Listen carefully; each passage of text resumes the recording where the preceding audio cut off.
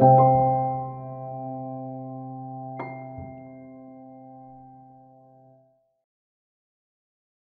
name's Sigrid Wonsil, and I went to school at Illinois State University and was a student of Harold Greger. But first, I went to Mundelein College, dropped out, had 4 children who went off to college before I did, and then I went back to Elgin Community College, University of Illinois for my bachelor's, and then ISU. Oh, let's see, I started in 92 and finished in 96. Actually 95, but it took me a year to write my paper. Well, I'm a painter, printmaker. So, and actually I was telling Sally that the reason I came to ISU was because I heard there was a teacher there who taught about color. And that turned out to be Harold Greger. And it was well worth it. I learned a lot about color theory, and I was also a printmaker, and that was Ray George. And he was my role model as a teacher. So since then, I went back to Elgin Community College, and I've been teaching there for 26 years. I remember I was an older student, and I had a companion older student, Davida Schulman, and the two of us were not intimidated. He had horrible puns, and so we would retaliate with horrible puns. And I think the younger students were scared of Harold. But we really enjoyed the banter, the back and forth banter, and I really liked the color theory, and I really got a lot out of that class.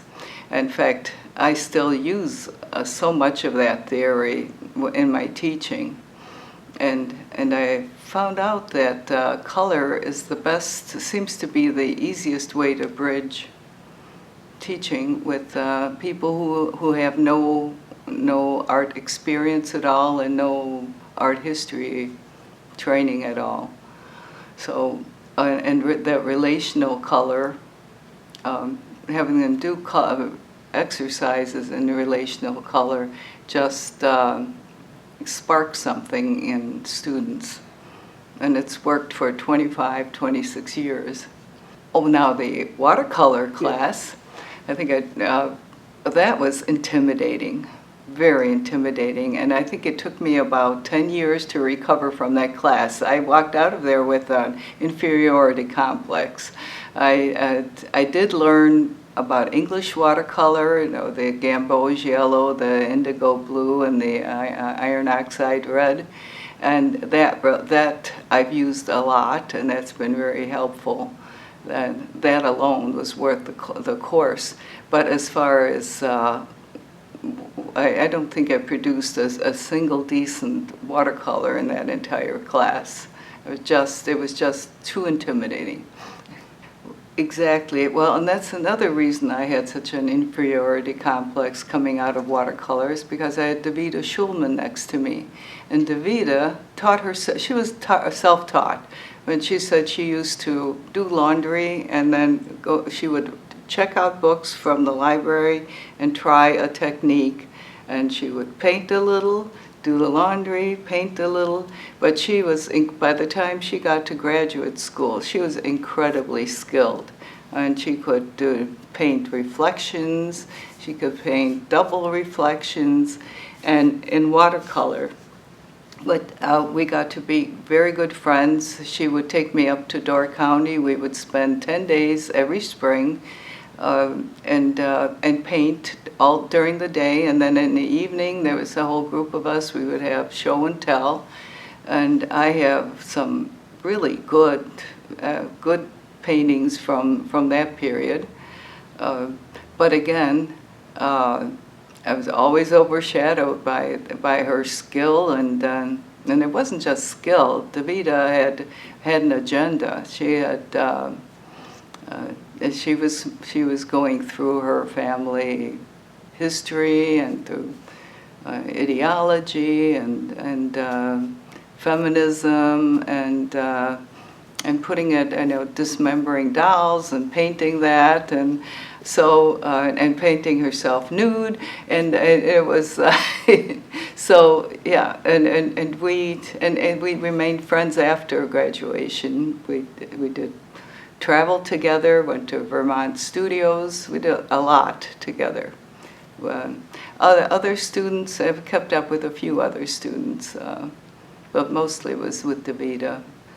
Well, it's been, 25, since 93, it's been a long time, and I just love to see what everybody's been doing and what direction their work took. My watercolors, by the way, wound up being like Raoul Dufy, which is a far stretch from Harold Greger. But it's just, so I just like to know where everybody ended up, or where they're going. I hope they're still progressing in some direction. Mm-hmm. Well, and that was so intimidating because in the class, because every week there'd be something that somebody took a lifetime to develop. You were expected to imitate in a week's time, and then switch gears and go and do something else. And then in another week, maybe you got part of it. Maybe another week, then it was time to switch gears again. And yeah, it was tough. Because I met Uncle Bob in the drawing class. Who had that? Ken Holder's drawing class. And he was having a mini stroke, and I was a nurse, and I remember his blood pressure was up in the stratosphere. I couldn't get him to go to the hospital. In fact, he did have, eventually I called his wife, and he got as far as the doctor's office, and the doctor put him in the hospital. And when he came back, it was my job. I took it on myself to take his blood pressure every few days. So I got to, as his personal self-appointed nurse, I took a personal interest in him, and I bought for the beginning of my art collection, I bought one of his charcoals. It was a barn, a square barn. It was the one I saw on I-55 just outside of Pontiac. I don't know if that was his inspiration, but anyhow, that was the beginning of my art collection. And at the time, I was pretty poor. I was lucky I could afford that. And afterwards, when I started dating Tom, and he started buying some of Uncle Bob's work. There's one painting, and it was a pastel of a redhead. It was nothing but red hair all over the drawing. It's in my office now at home. And I remember Uncle Bob didn't think much of the drawing, but it's wonderful, and it's all quirky, just like Uncle Bob. But Davida and I, once we graduated, we took him under our wing, and we had him show at around the Coyote. He had one show in Chicago that Ken Holder and Harold Greger arranged, and I think they even had a Tribune reporter come and review. They wrote an article. And then I think Ken Holder, well, not too long ago, Ken and Harold, who else?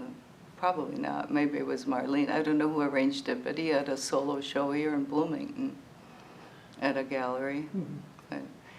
And I arranged for a show for him in Woodstock. Anyhow, so he got, when his wife had dementia and he moved back to New Jersey, I ended up with all his work. It was either that or it would have been thrown away. So I've been keeping his work, and he keeps sending me work, and now I'm able to send him a check now and then for some work, and I've been keeping it, and I wish I could do more for him, but I do what I can. I first met Bob when he was not registered for a class, but attending a painting class with Harold. And Oh, he took a painting class? yeah, yeah, and Harold was not happy that he wasn't enrolled, that he was just sitting in. But they were able to resolve that. But yeah, gosh, that would have been 89, 90, something like that. Oh, yeah, that was well before, it was at least 5 years before Yeah. I met him. Yeah. Yeah, and by the time I met him, he already had his style. And yes, he had a big sheet of paper on the wall, and he would start out, he'd start out with a rock that turned into a bear, that turned into a building, that turned into a sailor, or two sailors fighting. It was just fun to watch this thing develop on the wall. But I was really glad when he switched from pastel and charcoal to acrylic paint, because the stuff didn't come off. Yeah, much healthier. Yeah. Good. Yeah. Yeah, and he gave me his earlier work, and you could see where he was academic to begin with, and he really knew his art history. I was surprised. He really did study art history, but by the time I met him, he had his own style, and it was linear and flat, and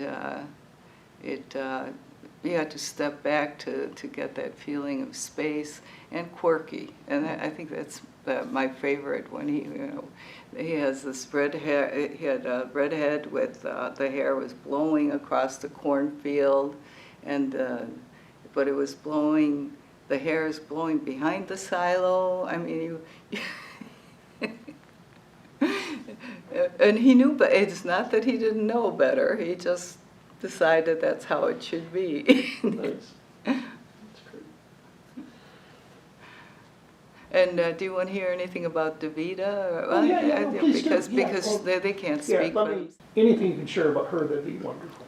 And I know she got her bachelor's at U of I, and that was in Chicago, and she also met her husband there. And then, and her children were in high school when she came to U of I, no, to ISU.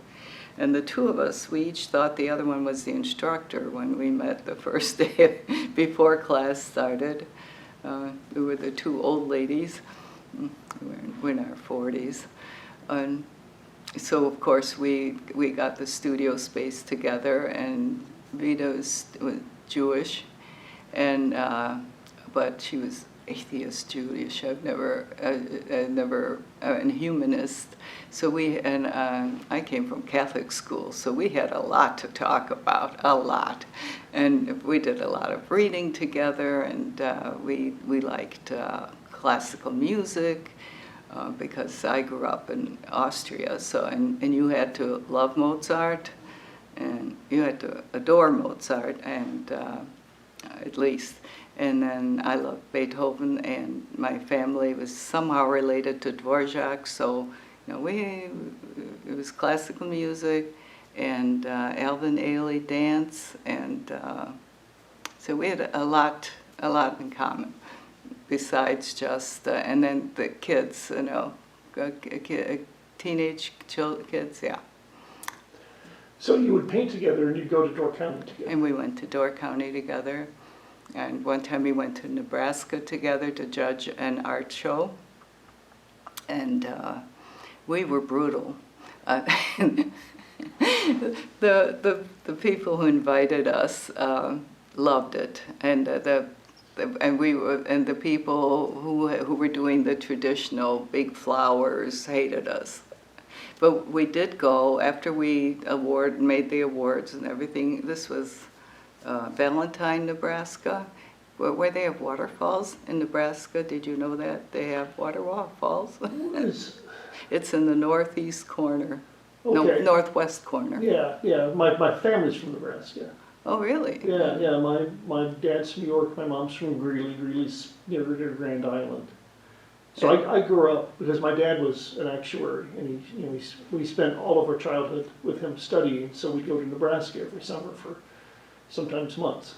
Oh, Yeah. but it's flat and corn just about everywhere Well, except up there in Well, that corner. yeah, until you get to the western half where the sand hills And this was the Sand Hills. yeah. Yeah, well, we got a little tour, but anyhow, after we did all the judging, we went back and we told everyone how we judged. I remember we went piece by piece, and we told and explained why we did not like the traditional watercolors. Well, because they showed skill, but did not necessarily show any innovation, any thought, anyhow. By the time we got through, I think we had a few converts, and the winner, the prize winner, was as shocked as we were that she got that she won. But I think we were invited because I think they thought that we were a lesbian couple. And I think they were disappointed. Nice. And another thing I remember about that trip is that there was a tornado coming up, and I remember telling Davida to just drive like hell, so we wouldn't get picked up and go to Kansas. So, but and let's see, we went on. We did a residency in Hungary at Lake Balaton together. And Davida fell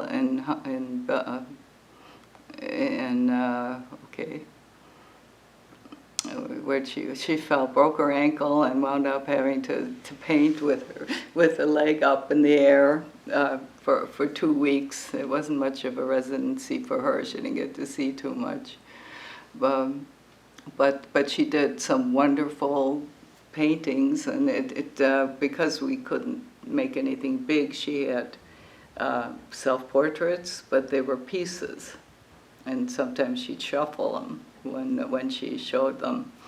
So she could still manage to do something inventive with them, and then with Davida was the idea.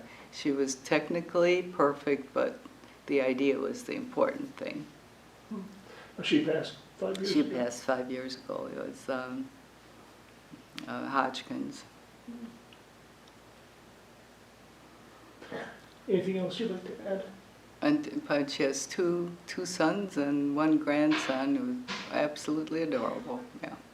Nice. That's great.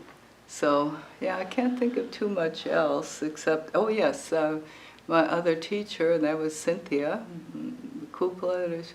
I'm trying to think where else I traveled with Davida, but no. But I did manage to. Cynthia took me to Estonia, and I did a presentation in Tallinn, 15 Minutes of Fame in Peter the Great's Summer Palace, and got to go back for residencies twice. And once with one of my students who's become really well-known.